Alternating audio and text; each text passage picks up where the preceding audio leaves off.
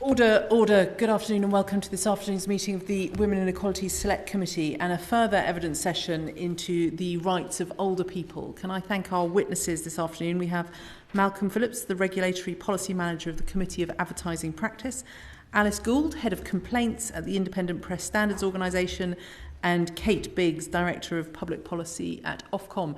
Thank you very much for attending this afternoon. As is usual, members of the committee will ask you questions in turn. They will usually indicate which witness they wish to answer, but if at any point any of you wish to come in on a question that hasn't specifically been addressed to you, do please feel free to indicate and I will bring you in. And I'm going to start with Kirsten Oswald, please. Thank you, Chair. And I'm going to ask all of you in turn this question. So I wonder if you can outline for us the extent to which you think your own organisations would accept that the prevalence of ageist stereotypes in advertising and in the media is a cause of harmful ageism in wider society. And if you want to expand on that into how alive you feel you are as industry watchdogs to the issue and any steps that you've taken to try and tackle the use of ageist tropes in the media and advertising. So quite a lot in there, but hopefully it'll let you get quite a lot out. Can I start with you, Malcolm, please? Thank you. As a regulator, the Advertising Standards Authority is subject to the public sector equality duty, and we take seriously our responsibility to play our part in helping to eliminate discrimination on grounds of protected characteristics, including age. In choosing when and how to intervene in matters of social policy, we have to be mindful of our bounds and strive to achieve a balance between fulfilling our duty under equalities law and avoiding the perception of overstepping or social engineering. The good thing is that our existing rules and guidance already provide a robust framework within which we can address ageist stereotypes in advertising that might harm or offend. We receive a small number of complaints about ageist stereotypes in advertising, but the advertising codes recognise the impact of harm and offence caused on grounds of age, and we are presently actively considering the grounds on which we might do more this year to help protect older people through research and targeted enforcement work. I have more details on work that we've already done, but mindful of the Chair's comments. Leave it at that for now. Okay, thank you. Let's move on to Kate, and the same question to you, please. Well, so at Ofcom, I think we recognise that UK TV radio has a huge propensity to either perpetuate negative stereotypes, but also to do tremendous good and reflect older people in all their diversity. And there's a few things we're doing to make sure we understand that. We have a huge research programme to understand what different segments of audiences are doing and what their attitudes towards the TV and radio services they enjoy are. We also hold the public service broadcasters, and particularly the BBC, to account for how well they are serving all audiences, including their older audiences. And we also design and enforce some minimum standards to protect them against the most egregious, harmful and offensive content. So I think they're the main areas which may be relevant to the committee's consideration. Thank you for that. And Alice? I think first and foremost it's really worth recognising the work of this committee and the groups have done in terms of the developing conversation and opening conversations about age up in ways that even in previous years haven't been so. IPSO is alive to issues of ageism sort of broadly across society and recognise that the media and newspapers and magazines are actors within this space. In terms of the stereotypes within news, I think it's really important to recognise the landscape of news, which now more so than ever is really a direct conversation, particularly in the age of the media that we are in, which is more two ways than one ways, with readers and members of the public being able to influence journalists themselves, as well as journalists who are members of the public themselves being able to influence their readers.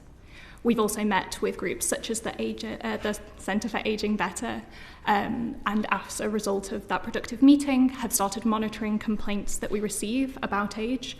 Those are, similar to Ofcom, quite limited in number, but it's really good for us to review those, look for patterns, and also We have promoted resources on our website from groups such as the Centre for Ageing Better, so that journalists can look at those resources and have them in mind when writing stories. Thank you all for these answers, which were all very helpful. I wonder if I can go back to the question I asked initially, and I'm sure this is my fault for throwing so many words at you to begin with, but in a couple of words, I'd be grateful if you could each answer my initial question, which was, to what extent do your respective organisations accept that the prevalence of ageist stereotypes in advertising in the media is a cause of harmful ageism in wider society? I think the reason I gave the answer that I did, and sorry for... I'm not unhappy with your answer or suggesting that. I'm just trying to get to the crux of this. But the reason I'm framing it in that particular way is that, as I say, when it comes to social policy, we really have to consider our narrow remit as an advertising regulator. And when you talk about harmful ageism in wider society, obviously we will consider any and all evidence that shows that advertising has a role in that, but we don't really have the competence to address wider societal issues around ageism. You know, we will talk to the experts and consider stakeholder input in formulating policy that's relevant to our remit. So I can't really talk about root causes of harmful ageism in wider society in that way, partly because we haven't really been provided with a lot of evidence on this. We've had a lot of evidence to consider on some other areas connected with stereotyping, not so much on age. Thank you for that. And Kate, do you want to say? Similarly, we don't have evidence around that cause and effect point, but our work on portrayal and representation has revealed how complex issues of identity are. And so as year on year we improve the data we collect from broadcasters, and we understand how issues of age intersects with issues of gender, ethnicity, even regional location and socioeconomic wherewithal. That's what is a focus for us in our work, in understanding exactly the nature of the audiences who might feel left behind, both in terms of their TV and radio services, but more widely in communication services. Thank you. And Alice? Yes, sort of echoing again what previous witnesses have said. In our capacity as a regulator, we don't have that evidence ourselves, but again, just reiterating the sort of two-way conversational nature of news and media, and particularly newspapers and magazines. Thanks for that. I'm going to ask this next question of Kate first. I wonder, Kate, to what extent do you think a relative lack of age diversity in the media workforce is a concern, and what Ofcom are doing to try and deal with that? Absolutely. So, as you know, we have responsibility to promote equality and diversity in the broadcasting workforce. Currently, the representation of older people is below the population average. We have seen some improvements over the years that we have been undertaking that role, over the last sort of 7 years in our reporting data. And there are variances in terms of positions, level of seniority, where you see greater representation of older people than the more junior positions. You see differences by genre allocation. So I think it is quite dynamic, and that's why our work gathering information on an annual basis, publishing that, making sure that we're being transparent and engaging with a wide range of stakeholders around what the underlying causes might be, continue to be really important, and age is certainly a factor in our ongoing work, although our priorities currently are around employees with disabilities and representation from certain ethnic groups that we see as priority concerns at the present time. And you obviously collect significant data to try and assist you with the work that you've just outlined. Do you collect data on age diversity? Yes, we do. And although that isn't one of the mandatory characteristics, our response data is pretty good. So I think we've got over 90% around age. Some of the other non-mandatory criteria, socioeconomic, geographic, we would like to further improve that data, to my point about how these factors interrelate. And just to be clear, you're talking about data relating to Ofcom staff members or relating broadcasting industry. So our responsibilities around... So it doesn't extend to freelancers, but it focuses on broadcast employees. But we do work closely with the Creative Diversity Network and the Project Diamond work, which collects data around freelancers. Thank you. And so the same questions then, in terms of that relative lack of age diversity within your own field, whether that's a concern and whether you are collecting data in relation to that. Can I put that first to you, Alice? Yes, so we aren't collecting data, and that sort of doesn't fall within IPSO's role as a regulator. However, we're really interested to see the committee's findings on this point, and generally encourage diversity, including sort of diversity of age, generally in journalists. We know that the NCTJ has done some work on this. So in a 2001 diversity report, they did find that in terms of age diversity for journalists at sort of both ends of the age spectrum, journalism is less in line with the UK working force proportionally, so both for journalists under the age of 25 and those 50 plus. Thank you for that. And Malcolm, the same question to you. Like IPSO, our remit doesn't extend directly to matters of employment, but we do know from previous experience that the decisions we make about the content of advertising can stimulate discussions about the importance of diversity in the room where decisions are made about creative approaches.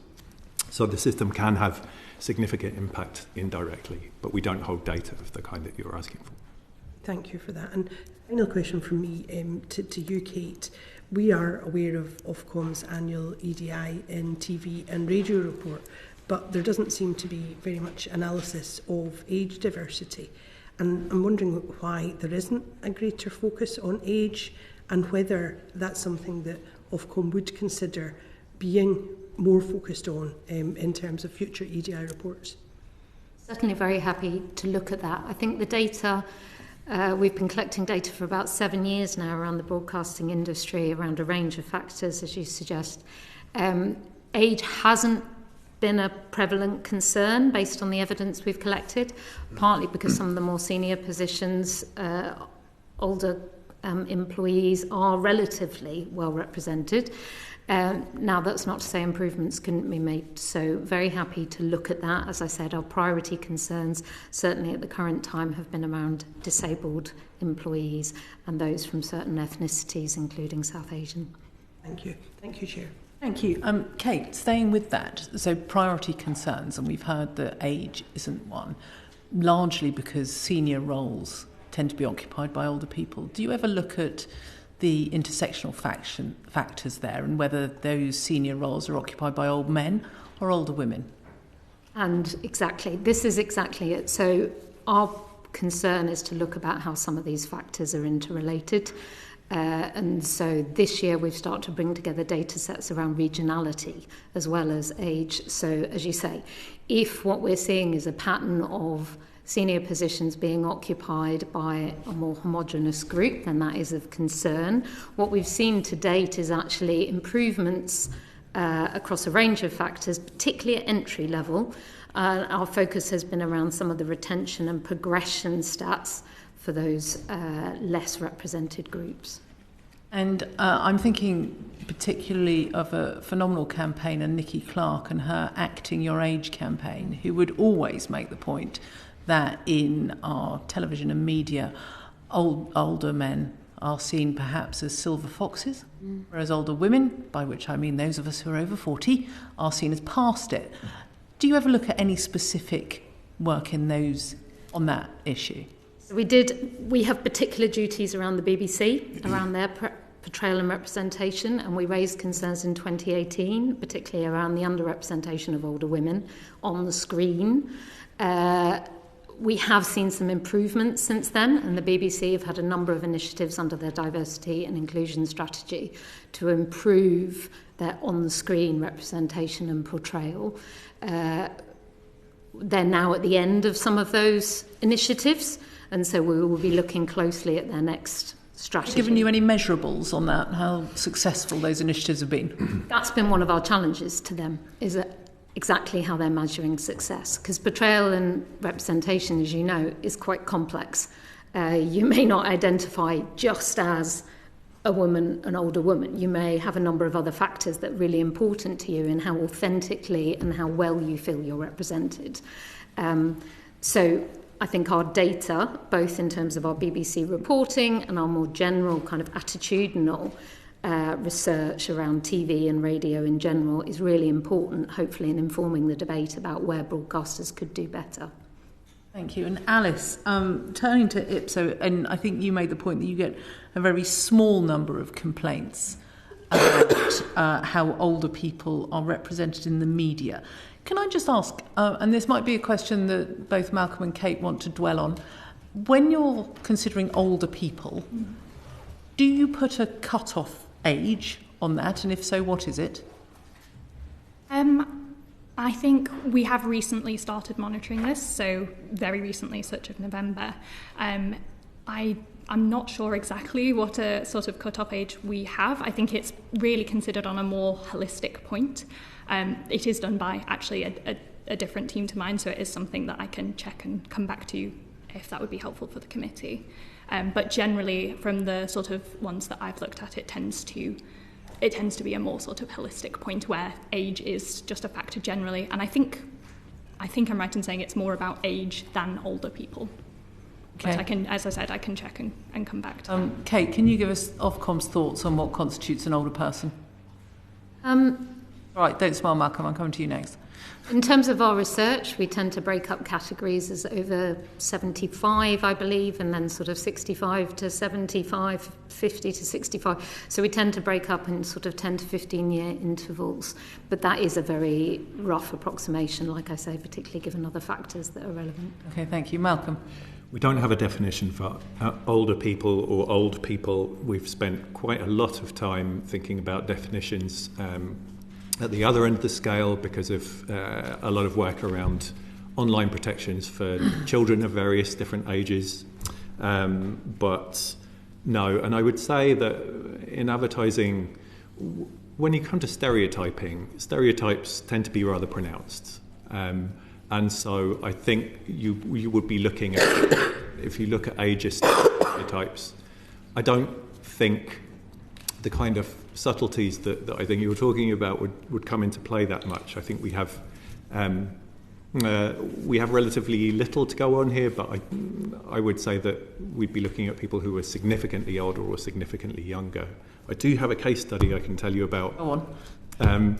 Which I think might speak to some of what you're talking about in terms of intersectionality, intersecting characteristics. And it's around intersecting characteristics of age and race and gender. In 2014, we received complaints about a poster which featured an older white woman sitting on a sofa alongside a younger black man, which challenged whether the ad was offensive on the grounds of race and age by implying that an interracial and intergenerational relationship was socially unacceptable. In the ad, the man had his arms around the woman who held an electronic cigarette and was looking directly at the camera. Text alongside the image stated, "No tobacco, no taboo." The ASA considered that consumers would believe the ad was representing a relationship between an older woman and a younger man from different ethnic backgrounds as something that was unusual or socially unacceptable, and therefore concluded that the ad was likely to cause serious or widespread offence on the grounds of race and age. So I think that illustrates something that from a relatively early stage of our thinking about stereotyping and advertising, it's been clear to us that it's very rarely a question of one characteristic. There is often an interrelationship in stereotypes between different characteristics. Thank you. Alice, I just wanted to come back to you with a particular concern that I have about how the media portrays menopausal women. And just, you said that you had very small numbers of complaints about how older people were portrayed. How does that interact between, and I hate to say this, older women, because we are talking about women of sort of, 45 plus? Again, I sort of echo comments relating to intersectionality, but particularly Clause 12 of the Editor's Code, which relates to discrimination, does sort of directly address issues related to sexism within the media and discrimination based on sex. So I think those complaints could fall under that if sort of an individual was being sort of discriminated against by their sex, or sort of generally if more groups or inaccuracies were to be written about, those would also be could also be complained about. Thank you. Belle. Thank you, Chair. Just following on from your last comment, Malcolm, I wanted to ask if you thought that age discrimination was taken as seriously in your guidance codes as other forms of discrimination, including sexism, racism and homophobia, and if not, then why not? We take all forms of discrimination seriously. The only sort of question of relativity and weighting is really about the material that we have to work on in terms of complaints and examples of advertising where we think there are serious problems to deal with. And that's the only sense in which we would weight those differently from one another. So when we did our work on gender stereotyping, that was because we had a really high volume of casework and stakeholder representations to go on. We did commission some research on racial stereotyping a few years ago, and again that helped us inform some work on a relatively smaller caseload to identify ways in which advertisers could avoid causing harm or offence on grounds of racial stereotyping. But I come back to the point that on age we just don't have as much to go on. And the same to Kate and Alice also, would you say that it's taken as seriously as other forms of discrimination? Yeah, very similarly. It is treated exactly the same in terms of our broadcasting code and our expectations around preventing harm and offence. But again, it's an area where we haven't received huge numbers of complaints. However, every complaint we assess and treat on its own merits. And Alice? Yeah, again, not very many complaints about this. We do treat discrimination seriously. We're really interested in the outcome of this committee, and also very open to engaging with groups and subject area experts to sort of learn more about and sort of reflect on our practices. No, a lot of how you work depends on people making complaints to you, but are there any steps any of your organisations take to monitor age discrimination against ageist tropes? Certainly there are steps we take to monitor advertising generally, and including on grounds of harmful stereotyping. We don't rest purely on complaints. That's very important to emphasise. I know we've talked a lot about receiving a small number of complaints, but that's not all of what I mean by having little to go on. In some areas we have multiple sources of intelligence about potential issues with advertising, not limited to complaints, but also stakeholder interactions, consultation with academic experts, media articles, published research. It's these aspects as well where there has been less to go on in terms of age, and that affects the ability to which we can monitor proactively for issues in advertising, because you still need identifiers and markers that you're looking for when you monitor a body of advertising, and I just don't feel like we have as much as we would like to have on age right now. And Kate?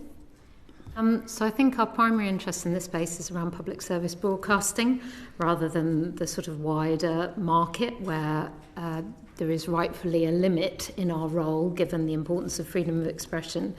But for public service broadcasting, it is important that they collectively meet all audience needs and interests. And to assure us on that, we collect a range of data, including people's attitudes and opinions about to the extent to which those broadcasters authentically represent people like them. And we keep that quite broad in that terminology.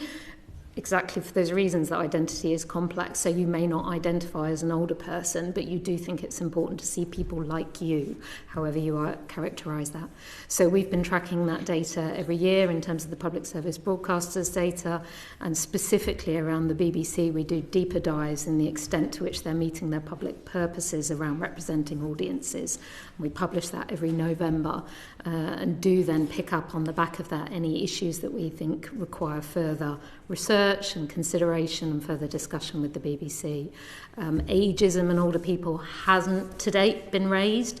Our more recent one was about lower socioeconomic groups, which does include a disproportionate number of older people. So very happy to provide the committee with a copy of that report and our findings there about where we thought the BBC could do better in serving those lower socioeconomic groups. Thank you. Alice, does IPSO do any monitoring? So yes, as I've mentioned, our standards team do monitor in terms of sort of outside of those complaints and looking at patterns in complaints and things that we raise. We generally are aware and keep on top of sort of news stories and things that are being spoke about, even if we don't get complaints about them. And in addition, one of our advisory panels, which is a journalist advisory panel that sort of runs every quarter, a topic of that recently, as a result of the meeting we had with the Centre for Ageing Better, was on the topic of sort of older people's representation in the news as well. Thank you. And for Malcolm and Kate, I know your codes refer to prevailing or generally accepted standards when you're assessing whether or not content is offensive or harmful. I want to ask what the prevailing and generally accepted standards are when it comes to ageist stereotypes and language. I'll ask Kate first this time. There's not really an easy answer to that, because we do look at programmes, we look at specific programmes and concerns raised, and it really does depend on what was the language or the representation that was of concern, and whether there was any justification around that or mitigating factors in the context. So it's very hard for me to answer in the hypothetical. There isn't a clear bar. I think we would consider each case on its merits. We do some research to inform us, for example, our offensive language research. We go out periodically to ask audiences what their views are on certain sorts of offensive language, because it does change over time, not year by year, but as you look over 10, 20-year horizons, people's tolerance for different language does come and go.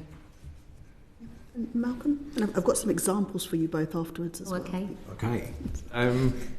The threshold for offence is serious or widespread, and we do talk about prevailing or generally accepted, but that's kind of subordinate to whether or not something is likely to cause serious or widespread offence. And forms of serious offence might include advertising that mocks, humiliates, degrades older people or reinforces offensive stereotypes. We advise advertisers to carefully consider language and imagery that they use in their advertising. Avoid generalisations about older people being senile or pitiable or incapable of carrying out certain tasks. So it's both sort of a higher level threshold and more kind of detail in terms of the kinds of thing that we would discourage advertisers from doing. Okay, so just going on to the examples, how about stereotyping older people as frail or out of touch with digital technology? That would... Yeah, yes, I think so. I think that is something that we've considered in the past. I'm not sure I have details to mind. I have something that might be relevant in a slightly different way, which was an ad about cryptocurrency investments targeted at people with pension savings, but out of touch with technology, yes, I think that could well be an example of an offensive stereotype. Yeah. And Kate, frail? Like I say, I'm a bit loath to kind of play through an example, because it would really depend, well, what was the programme, how was it presented? Was it part of a satirical show and other views were presented? Is it stated as a point of fact in a factual programme? Because our approach to those would differ depending on how it was presented and in what context.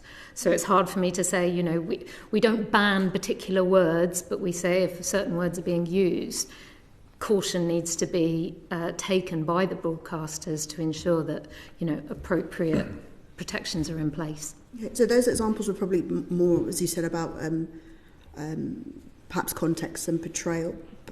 But thinking about language, what about catastrophe language about an ageing population like grey tsunami or demographic time bomb? I've never heard that one before myself. No, I haven't. But I think generally, as I say, we don't ban words or phrases. We are very much the post-broadcast regulator. That is our role. Challenging, controversial, difficult, offensive views can be expressed on UK TV and radio.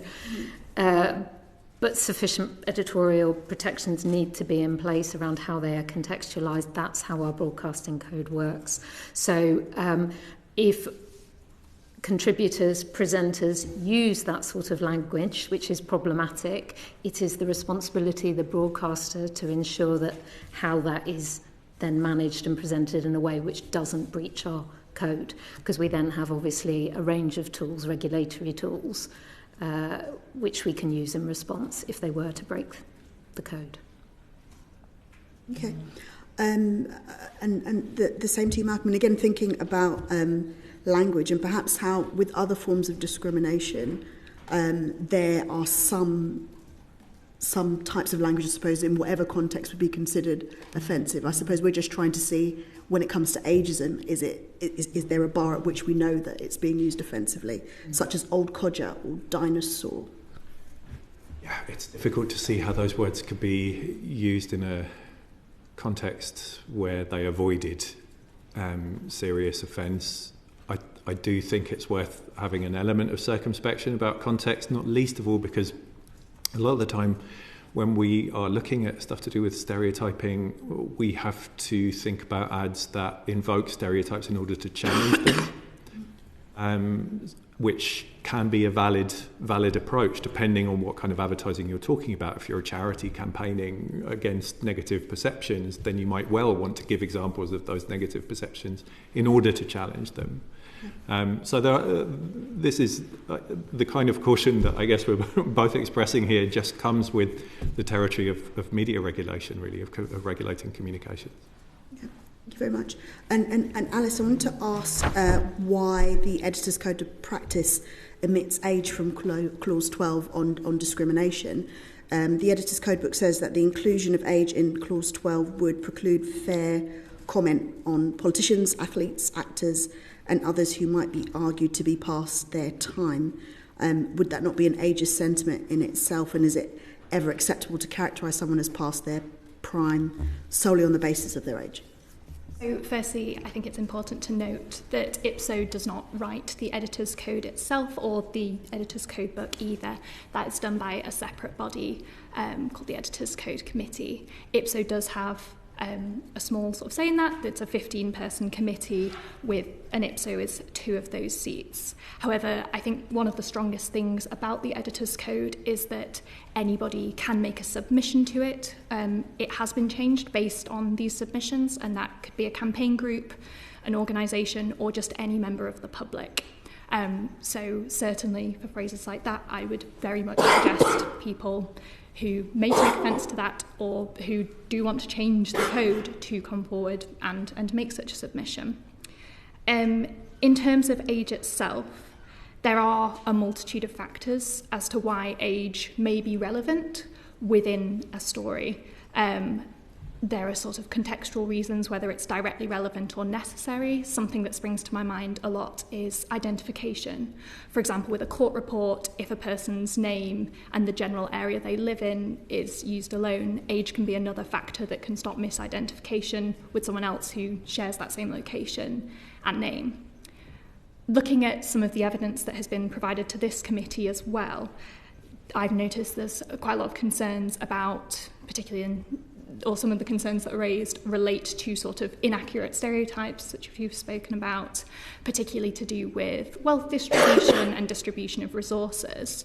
Those kind of concerns are already sort of encapsulated within the editor's code under Clause 1 accuracy. And again, if those sort of articles are seen as being inaccurate, we would really recommend people do come and make complaints to us. Another sort of point as well is where a lot of stories about age come from. I've heard some concerns, particularly about news stories which are newsworthy on the basis of the age of the subject. And in a lot of cases of those articles, particularly for local news, those stories are brought forward by the subject themselves, who sort of wants that story to be in the newspaper and probably wouldn't make a complaint or wouldn't have concerns about that coverage, which links to the point of the fact that many people are sort of different, view things in different ways. The Editor's Code and IPSO really, as well as protecting individual rights of people, do want to uphold the freedom of expression, and sort of the idea of one columnist who might write their own personal characterisation about their age and how that has experienced them might be very different and might even be irksome or offensive to another person of the same age with those same experiences.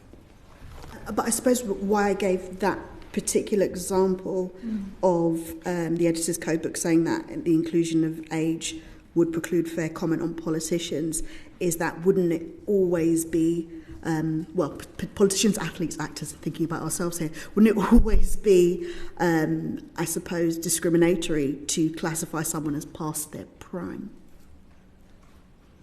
I think... Or ageist, let's say, to say that they were, past it, essentially.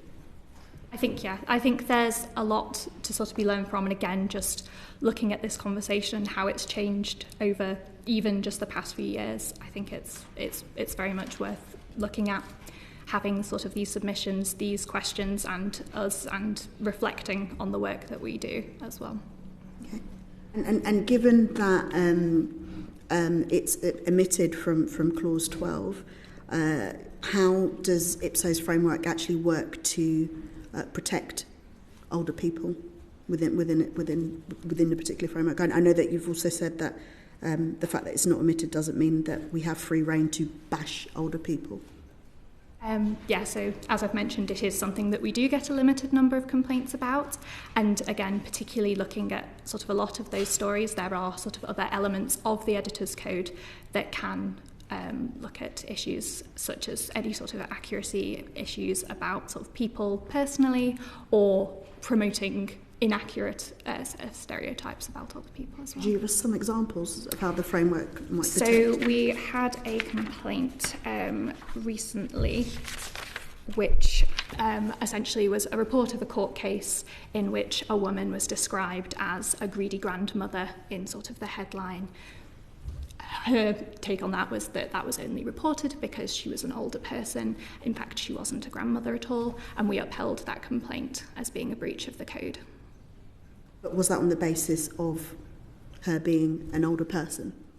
That was the basis of it being inaccurate. Okay, so I suppose we're more looking for any examples of how older people are protected from ageist discrimination within the framework. I don't think I have any further examples of that there, but again, I do think it's something that we do have very limited complaints about. And that's specifically looking at from a complaints perspective. Again, we have standards, training of journalists.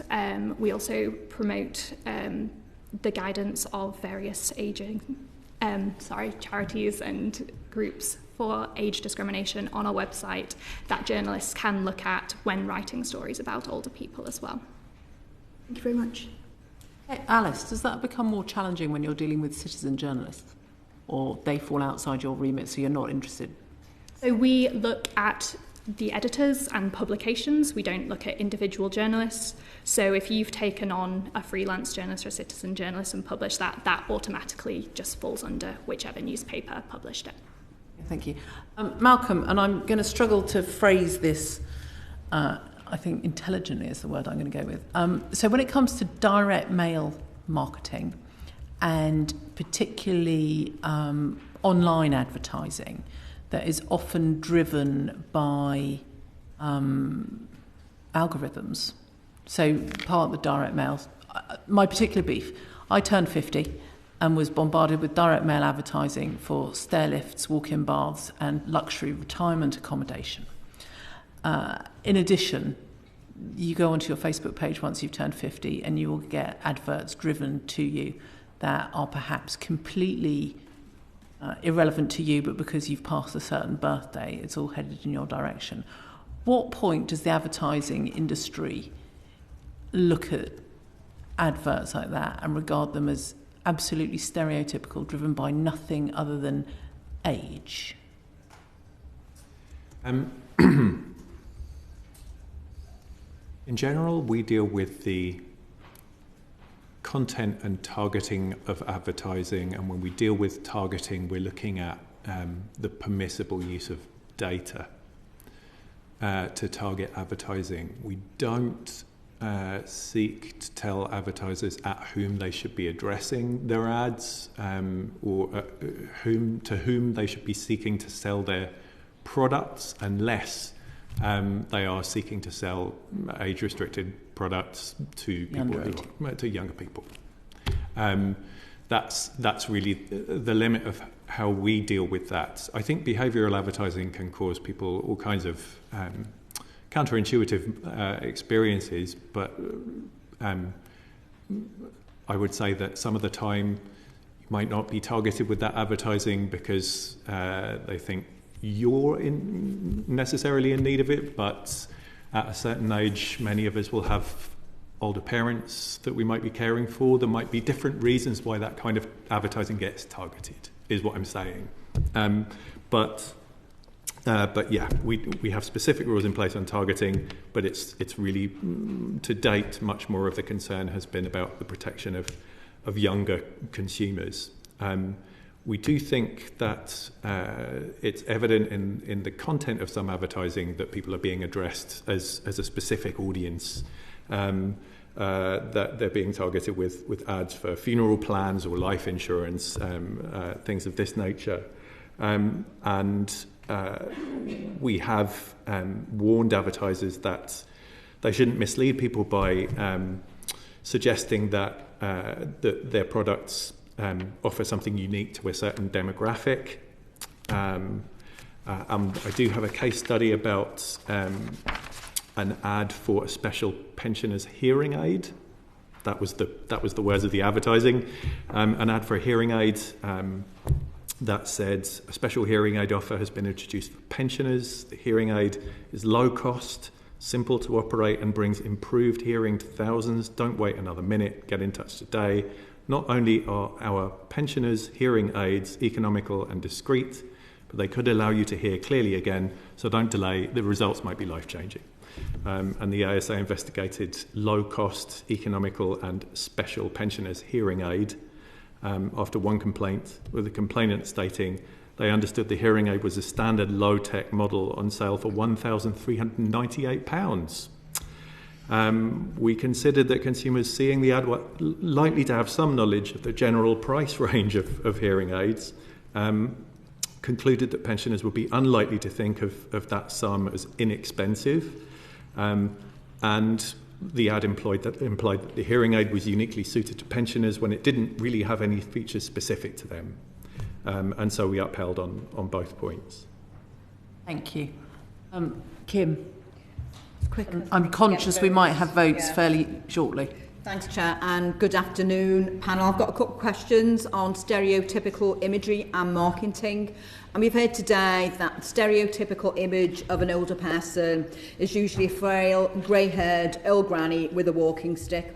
So, Kate, I just wanted to know from your point of view, do you think the thoughtless use of such imagery fall foul of your rules on harm and offence?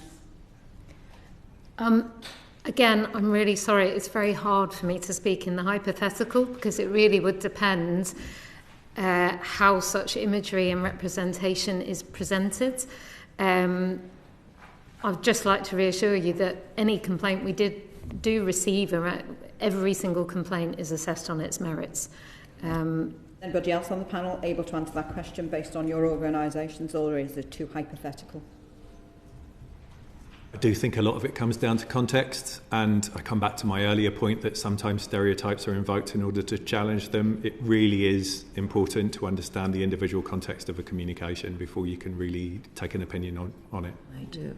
Okay then, so what are your organisations doing to encourage the use of more positive and realistic images of older people? Kate. At Ofcom, we don't really have a role in telling broadcasters what they should and shouldn't be doing. They're editorial decisions that they need to make themselves.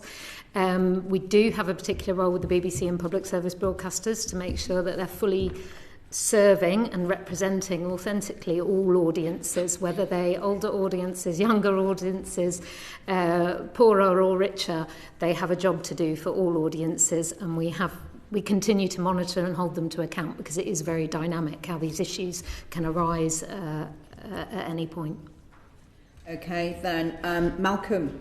And in 2017, the ASA reviewed gender stereotyping in advertising, which led to new rules in relation to harm and defence. Is there a case for a review and new rules against ageist stereotyping? Potentially, yes. The rules on offence state that particular care must not be taken to cause offence on the grounds of all protected characteristics, including age. There are a couple of points I want to make about this. We did our work on gender stereotyping. It represented, I think, a step change in how we think about the impact stereotypes can have in advertising. The conclusions we drew about how stereotype depictions can limit people's perception of what they can achieve have wider relevance than just purely for gender representation. And again, as we've said before, you're rarely talking about one characteristic, you are often talking about intersections between them. And in reality, the stereotypes we see in advertising might well focus on, or the concerns we see might well focus on gender, but age, sexuality, race can all be interlinked with that, and we know we need to be equipped to deal with that. The reason gender was the first characteristic that we chose to address through dedicated work was the sheer volume of experience we had in dealing with it in casework and the amount of evidence and expert stakeholder input we could draw on in the project. We knew that the framework we had at the time needed to be modified to fully capture the concerns that people were bringing to us, and we expended a lot of resource on developing rules and guidance that could move us on. I don't think we need to repeat that exercise with every characteristic in order to be able to address the concerns people might have about age or disability or other characteristics. But we do need robust evidence to go on if we're to do something of genuine use. To regulate effectively, we need to be able to tell advertisers what they need to do in order to comply.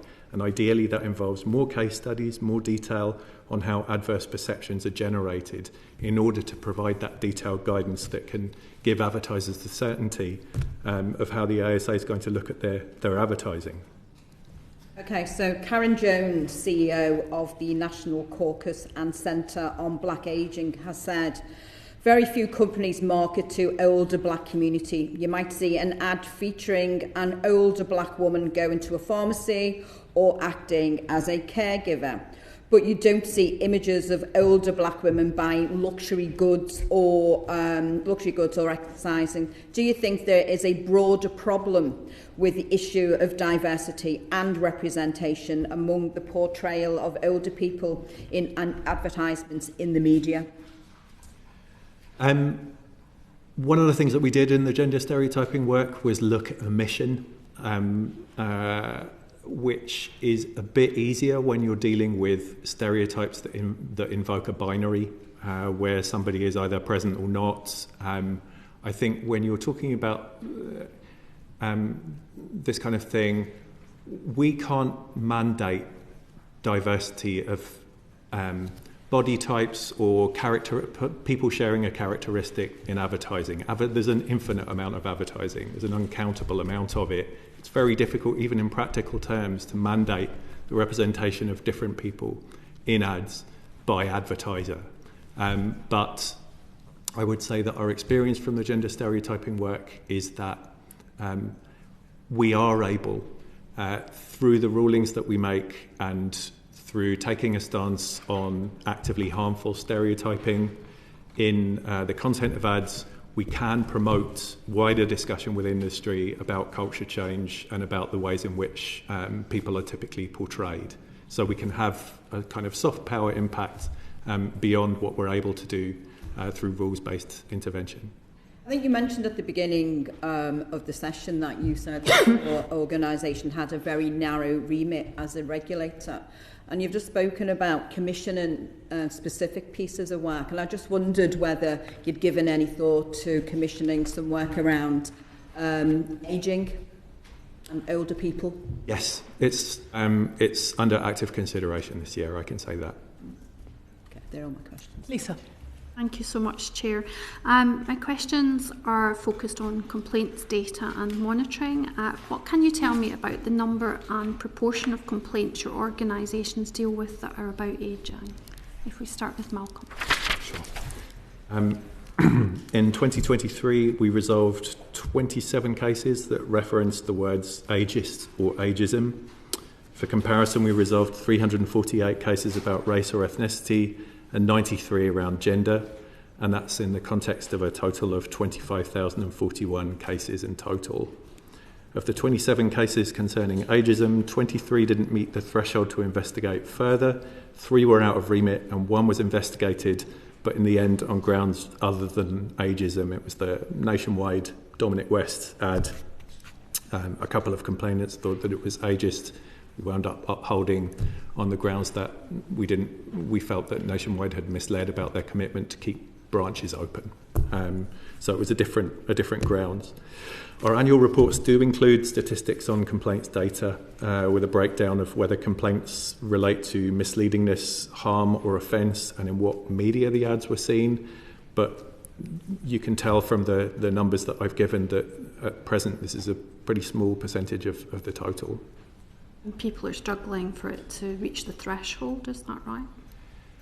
There can be all kinds of reasons why something doesn't meet the threshold for investigation. I wouldn't say that necessarily means that the threshold itself is unduly restrictive, and the benefit of the system that we have, where the team that I manage sits in the office with the people doing enforcement, is that if people are uncomfortable about the threshold, they can talk to us and we can consider it and do project work if necessary to explore that. You think that's something you might be doing? We have had discussions with the Centre for Ageing Better, and we have ongoing discussions with our colleagues in enforcement functions, and that might result this year in some targeted enforcement work. Thank you. And Kate? So just briefly, I think in the last 12 months we've had in the order of about 70,000 complaints across all aspects of the broadcasting code. Less than 1%, about 0.5% related to age discrimination, which is how we would classify ageist concerns. None of those did warrant investigation or sanctions. And that is broadly the pattern we've seen over the last few years. So it's a very limited number. Similarly to Malcolm here, we'll continue to sort of assess what we're seeing in terms of evidence for further work in this space, but that's the current picture. Again, people are finding it difficult to reach the threshold that you're looking for. I wouldn't suggest we could draw that conclusion on the basis of so few complaints, and I think it is a serious breach to breach the code, and so it really does depend on the merits of a specific complaint. So I wouldn't say it's necessarily a threshold concern. It is the nature of the complaints we've received to date. I wouldn't want to preclude a concern being raised with us tomorrow that we would take very seriously and could lead to sanctions. Do you think you'll review that likewise? I think we will, where the evidence suggests we need to reconsider aspects of the code, we do that, but obviously we have to be mindful of our resource and our priorities and have to be evidence-led where we see the issues emerging. That doesn't sound so reassuring. Can I ask Alice? Yes, again, it is, to be quite fair, a very recent development that we have started monitoring for age. So in terms of the complaints that we have investigated, which are sort of easier to look at considering we get 20,000 complaints a year, our standards monitoring has found 9 complaints from 3 separate complainants in the past 4 years that have had something to do with age. You wouldn't be able to take them forward on the basis of age? So these were investigated, but not sort of solely on, well, not on the grounds of age discrimination. So that's not in part of Clause 12, is it, of the code? And you reviewed this code just a few years ago, so why was age omitted? So again, it is not IPSO that does write the code, it's the Editors Code Committee, which is a separate one. It's reviewed annually. I am not sure if a submission on age was made at that time, but again, very much think that is something that we would very much encourage groups and interested parties to do. So that might be something that you would take forward. It's something that the Editors Code would consider if it was put forward as a submission. Great, thank you. And to Malcolm and Kate finally, why do ASA and Ofcom's annual reports not include data on harm and offence-related complaints and outcomes broken down by protected characteristics to which complainants relate? And could this be included in future reports? We're open to considering it. I think given the numbers that I've mentioned, I'm not sure how much information could really be gleaned from that. We have a transparency policy and we're always willing to talk to anybody who wants information on particular kinds of complaint, and we can consider giving an information submission over a longer period of time in order to generate more meaningful results. But in terms of an annual report, it's open to question how much information you could really glean from that, I think. But it wouldn't take too much time. As I say, we're open to considering it. Mm-hmm. Okay, and Kate? Similarly, we'd be concerned about the robustness of the data because often complaints bring out a number of aspects. So how you categorise that in any meaningful way that you could draw conclusions from. So currently, we do ensure that all our complaints data is searchable in terms of age discrimination, for example, and we certainly present it by which section of the code complaints have been raised under and been considered under. But yeah, happy to consider that further, but I think our concern has been about the robustness of the data and therefore what conclusions you can meaningfully draw from it. Mm-hmm. Perhaps if people felt that the organisations were more interested in this and more work was done on it, then more people would come forward with issues on it. Yeah, I mean, we try and make our complaints process as accessible as possible. I think Ofcom, we do monitor how well we're known. Do people know who we are? Do they know how to get in touch with us? They can contact us by email, by phone, by letter. It's an area we'll continue to look at because obviously your awareness of us, your access to us can ensure that we get, that we're doing the job we need to do. And we'll continue to do that. I'm very open to any of the suggestions the committee might have. I mean, generally, I would say audiences have had a reasonable understanding of who we are and how to get in touch. But that doesn't mean we're complacent about how we can make our complaints processes even easier. Yeah. Likewise, people wouldn't want to think that IPSO doesn't care about ageism, so that might be something you could take forward. We're definitely looking forward to the findings of this committee and reflecting on them and how IPSO works. Thank you. Hey, when you're looking at complaints received, do you do an analysis on the breakdown of the age of the complainant? I'd need to check. I don't think we do because we don't necessarily require that information to be able to take forward their complaint. But I can check that because I think we just need to... Would you automatically ask the gender of a complainant, or might that be obvious from the name? Well, because I'm not quite sure what data we collect on the complainants. I'm looking at my colleagues. Because what really matters is the nature of the complaint rather than who has raised it. I'm just trying to drill down into when you're looking at who knows how to complain to Ofcom. Do you have any idea whether older people know how to complain to you? And therefore, as an angry 50-year-old woman, I might very easily complain about something that I thought was sexist. But maybe I'm just a tired 70-year-old woman and I've no idea how to complain to Ofcom when I see something that's ageist. No, I understand the And you don't know whether older people know how to complain to you. If I could write to the committee on that, because I think that would be really helpful. Malcolm, can I take you back to your data? And apologies, I didn't write it down. Look, I can see that you've had tiny numbers, but that those numbers have not met the threshold that has been worthy of investigation. Is it the same proportion of complaints that don't meet the threshold around ageism that perhaps don't meet the threshold around racism or sexism or discrimination on the grounds of disability? Two things. One, I might be at risk of misleading the committee if I didn't clarify that every complaint is treated on its own merits. Only takes a single complaint to launch an investigation. So when we say doesn't meet the threshold, we're not saying that it requires numbers of complaint in order to launch an investigation. We're saying that on the merits of the complaint, we didn't feel that the issue it raised was strong enough to merit investigation. So I think that's a really important point to make. I don't have data to hand on relative amounts of complaint that were taken forward or not taken forward in relation to different protected characteristics. I can write to the committee on that. I think that would be really interesting for us to have, to see whether maybe that threshold on ageism was tougher, perhaps, than the threshold on sexism. I think the point that Kate made about statistical robustness is probably relevant here with such small numbers. With small numbers, that one complaint could skew all of your numbers. No, I get that. I just think it would be interesting for us to know what proportion of your complaints around race, for example, are not taken forward.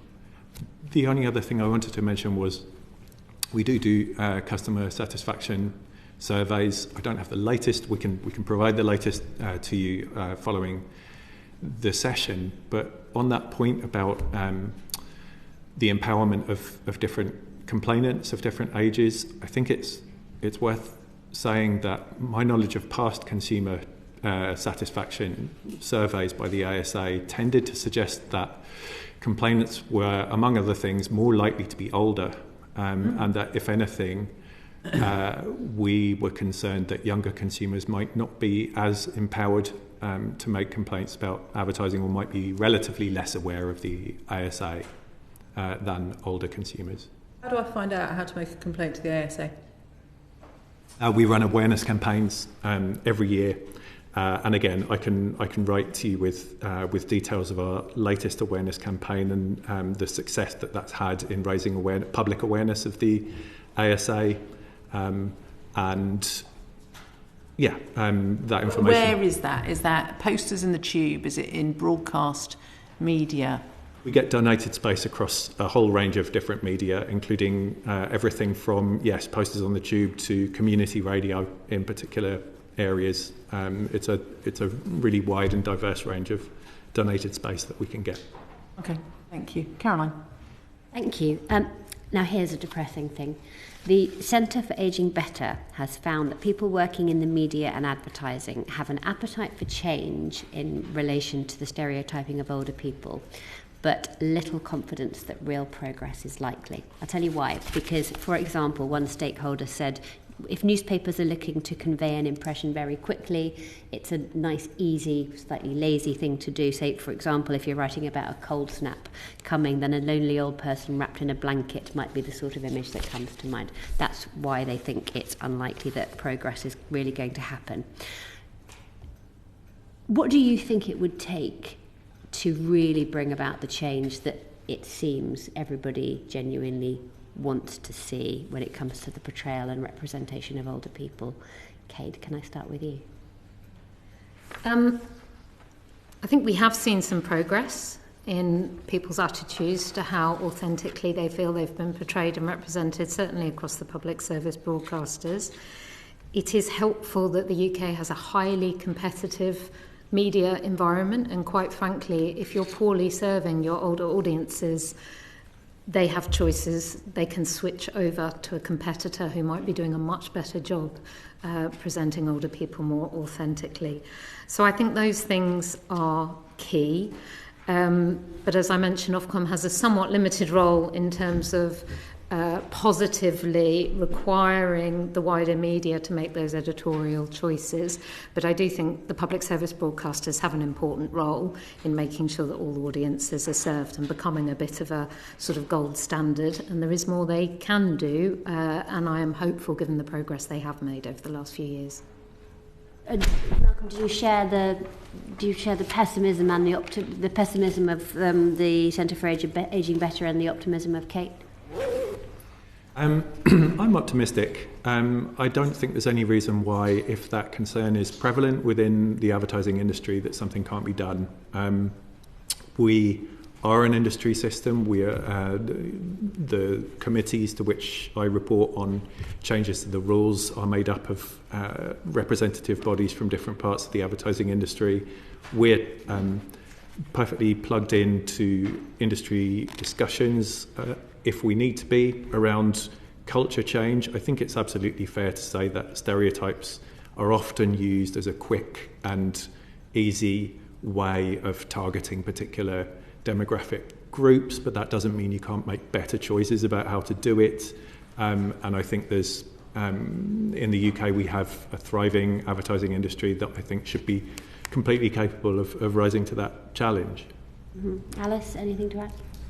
Yes, so part of IPSO's role, particularly with raising standards, is to create dialogue and to help between sort of groups that do wish to raise editorial standards with sort of editors and journalists, so helping facilitate that dialogue. Also resources such as the Centre for Ageing Better's use of imagery, a gallery that journalists can use with alternative images are also just very, very useful. Both those things are helpful, but similarly to Ofcom, IPSO itself can't really enforce editorial decisions, and what we really would not want to do is curb freedom of expression. Do you think the government's got a role to play in this, Alice? I think it could do, but I'm not sure if that's how much I'm able to sort of comment on that. I think sort of things like this and looking at the committee's decision at the outcome of this. Would you say the government would need to take a lead in this area? I think particularly looking at newspapers and media, that again, the independence and freedom of expression is most important. Kate, Malcolm, any thoughts on whether the government should take a lead on this? I don't have a view, I'm afraid. I don't think we think it's our position our place to tell government what to intervene in or not. I think the starting point that we tend to adopt is if it's legal to advertise, then what are the responsibilities that flow from that in terms of avoiding misleading, harming or offending the audience? And so we are... there have been particular instances where the government has intervened on things like that, where it's questions of permissibility around advertising, for example, in gambling. But in terms of this, I don't think we have a view on government. Well, what about though? I mean, a lot of people that have spoken to us and given evidence have spoken about the need for a sort of either an older person's an ageing minister or a commissioner. Would your organisations be in favour of that? Do you think that would make a difference? Would that help in any way? Malcolm? The only thing I would mention is the importance of the Children's Commissioner, Victims Commissioner, Domestic Abuse. They have been incredibly important stakeholders for us, advising us across our range of duties in the communications sector. So if government were to decide to have an older person's, I can see the value. It's certainly part of our kind of stakeholder group that's very important to us. Yes, I think having more sources of expertise and resource and somebody capable of commissioning or directing research, that can only be helpful when at present we don't have a robust kind of evidence base to go on. So yes. I think speaking more broadly is something I probably can't go to view on, but I do think the independence of the newspapers and magazines is very important as well. But if the government were to launch, say, like a strategy on ageing, say that they were looking at how they could challenge harmful ageist stereotypes. Is that the sort of thing your organisations would be willing to support them with, work with them to tackle? Would you be engaged in that, Alice? Absolutely. We review and look at many select committees, take on board that. It's one of IPSO's key strategies to keep up with the changing media landscape and ensure that our work in particular is engaged with that. Mm-hmm. And I think from an Ofcom wider point of view, not just our media regulation, sort of engagement around older people and their engagement in communication services more generally, access to internet, mobile, etc., that would be, of interest. Advertising crosses so many sectors and touches on so many issues that we know in reality we're always going to be we're always going to be engaging in partnership working or dealing with different sectoral regulators, different experts in different areas. We place a great emphasis on the idea of collective regulation and partnership working to that end. So absolutely, we're always open to talking to experts and stakeholders about any issue that that comes within advertising regulation. Thank you. Can I just ask one last tiny question? I'm really struck by taking you way back to sort of much earlier on in the session when you're speaking to the chair about the sort of intersectional aspect, particularly in media.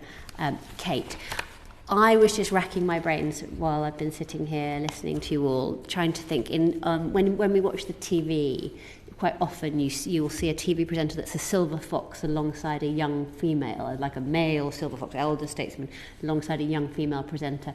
Very frequently you'll see two presenters of a similar age. Can you, Kate, or anyone else on the panel think of a single TV programme where your presenters are an older woman alongside a young man?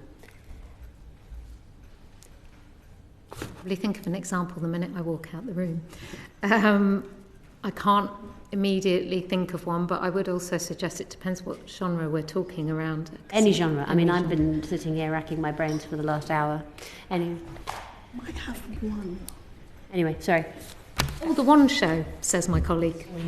Oh, good. Excellent, got one. Well got one example. And there is going to be a vote literally imminently. Can I just conclude? I think all of you at some point have referred to a changing landscape. Is that part of the challenge? That the perception of age changes both across generations and indeed for individuals. So if you were to wind my clock back 20 years, I would have thought that 50 was positively past it. I now hold a very, very different view. And is that where some of the challenge creeps in? I'll start with Malcolm. Changing landscape is a huge issue for us, and it does require a lot of resource and careful thinking. Particularly, I think, in recent years, we've thought about that in relation to social media marketing. It can be a challenge, but it's a challenge we're alive to, and I think we're capable of responding to it. We have research, data science, different capabilities that allow us to do that. I'm not sure that the other two of you are going to get a chance to respond.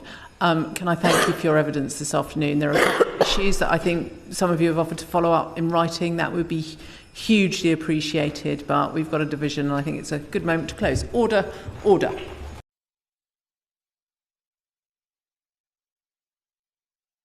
The proceeding has ended.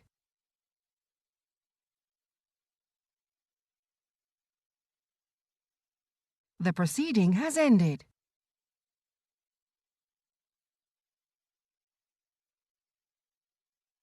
The proceeding has ended.